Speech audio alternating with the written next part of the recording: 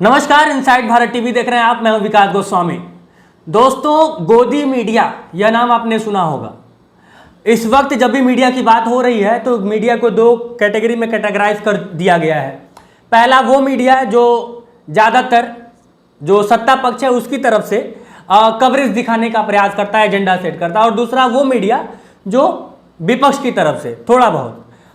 अब बीच में फंस जाते हैं वो लोग जिनको निष्पक्षता से हकीकत दिखाना होता है, निष्पक्षता से बिना किसी का पक्ष लिए हुए। जो सही है उसको सही दिखाना होता है और जो गलत है उसको गलत दिखाना होता है। लेकिन इन सबके बीच एक जो खबर आ रही है इंडिया गठबंधन के द्वारा, वह यह कि अब वो गोदी मीडिया को, जी हाँ, उनके हिसाब से जो लोग सत्ता पक्ष की, अब वो शब्द कहते नहीं बन रहा है लेकिन आप समझ रहे होंगे कि मैं क्या कहना चाहता हूँ। यानी कि जो लोग सत्ता पक्ष की चापलूसी करते हैं उन लोगों को इंडिया गठबंधन, यानी कि इंडिया गठबंधन के अंतर्गत आने वाले सभी पार्टी के जितने भी नेता हैं वो अब उनके न्यूज़ चैनलों पे नहीं जाएंगे, उन न्यूज़ एंकर्स के प्रोग्राम में नहीं जाएंगे। कुछ इसी से मिलता जुलता आज का यह खबर है। दरअसल विपक्षी दलों के गठबंधन इंडिया की कोऑर्डिनेशन कमेटी की पहली बैठक 13 सितंबर को हुई। ये बैठक वरिष्ठ नेता शरद पवार के नई दिल्ली स्थित आवास पर हुई। इस दौरान गठबंधन की तरफ से आने वाले समय में कुछ टीवी शो और न्यूज एंकर को बायकॉट करने का फैसला लिया गया है। गठबंधन के मुताबिक ऐसे टीवी शो और एंकर्स की एक लिस्ट भी तैयार की जा रही है। कांग्रेस नेता केसी वेणुगोपाल ने इस बात की जानकारी दी है। मीडिया रिपोर्ट्स के मुताबिक इस लिस्ट में हिंदी और अंग्रेजी दोनों तरह के समाचार चैनल्स के एंकर शामिल होंगे। लिस्ट में उन एंकर्स को भी शामिल किया जाएगा जो अपने डिबेट प्रोग्राम के दौरान कथित तौर पर विपक्षी नेताओं को पर्याप्त मौका नहीं देते हैं। बैठक के बाद मीडिया को संबोधित करते हुए कांग्रेस नेता केसी वेणुगोपाल ने कहा, कोऑर्डिनेशन कमेटी की बैठक में यह फैसला लिया गया है। मीडिया चैनल के उन एंकर्स के नाम तय किए जाएंगे जिनके शो में गठबंधन की किसी भी पार्टी के कोई भी प्रतिनिधि शामिल नहीं होंगे। दरअसल विपक्षी पार्टियां पिछले कुछ समय से मीडिया पर पक्षपात का आरोप लगाती रही हैं। राहुल गांधी की भारत जोड़ो यात्रा के दौरान कांग्रेस ने जरूरी कवरेज नहीं देने का आरोप लगाया था। इसके साथ ही इंडिया गठबंधन देश के अलग अलग हिस्सों में सार्वजनिक रैली करेगा जिसकी शुरुआत अक्टूबर के पहले सप्ताह में भोपाल से होगी।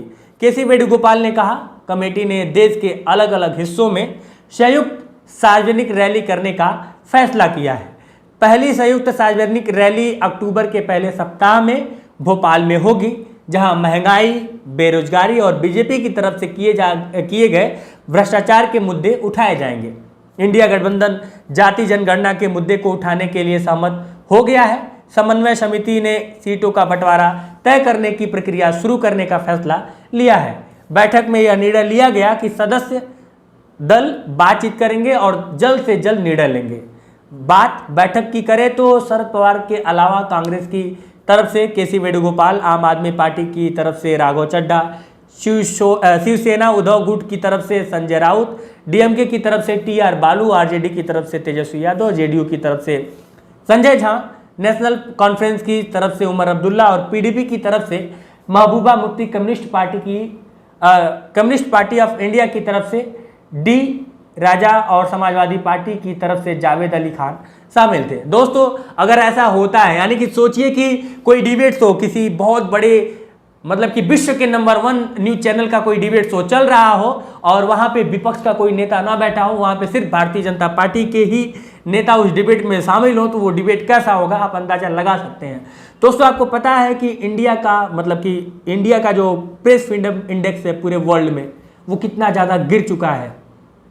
अब 150वें से 161वें नंबर पे बताया जा रहा है। प्रेस फ्रीडम इंडेक्स में इंडिया का स्थान दिन ब दिन घटता जा रहा है, नीचे गिरता जा रहा है। ऐसे में जो भारत के पत्रकार हैं, जो अपने आप को बहुत बड़ा पत्रकार इंडिकेट करते हैं, उनको शर्म आनी चाहिए कि नहीं आनी चाहिए, हमें कमेंट बॉक्स में ज़रूर बताइएगा। यह सोचने का विषय है दोस्तों, ऐसा नहीं है कि अगर पूरी पत्रकारिता बिरादरी चाह ले तो कोई सरकार उन्हें दबा सकती है। हम बिखरे पड़े हैं, हम अलग अलग गुटों में बटे हैं, हम अपने आप को बड़ा साबित करने के चक्कर में कि हम बड़ा, इस चक्कर में सरकार हम पे पूरी तरह से दिन ब दिन हावी होती जा रही है और ये जारी रहेगा। मतलब ये एक ऐसा वक्त आएगा कि क्या बोलना है क्या नहीं बोलना। और ऐसा किसी एक सरकार एक पार्टी की मैं बात नहीं कर रहा हूँ, मैं हर पार्टी की बात कर रहा हूँ। जब भी कोई पार्टी सरकार में रहती है तो अपनी तानाशाही दिखाने का प्रयास करती है, चाहे वो भारतीय जनता पार्टी हो, चाहे वो कांग्रेस हो, चाहे अन्य कोई पार्टी हो।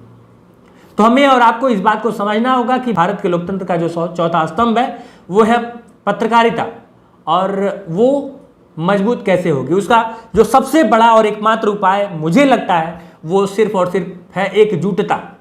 यानी कि अगर एक ईमानदार पत्रकार पर कोई किसी भी तरह से उसको घेरने का प्रयास करता है तो बाकी के पत्रकारों को तुरंत अलर्ट होना पड़ेगा, इस देश के वकीलों की तरह। जी हाँ, हापुड़ में हुए घटना के बाद जिस तरह से पूरे देश के वकील इकट्ठा हो रहे हैं, और यूँ कह लें कि उत्तर प्रदेश के जितने भी वकील हैं वो इकट्ठा हो रहे हैं, कहीं ना कहीं यह संदेश है कि एकता में शक्ति कितनी ज़्यादा होती है और एकता वाले लोग कितने ताकतवर होते हैं।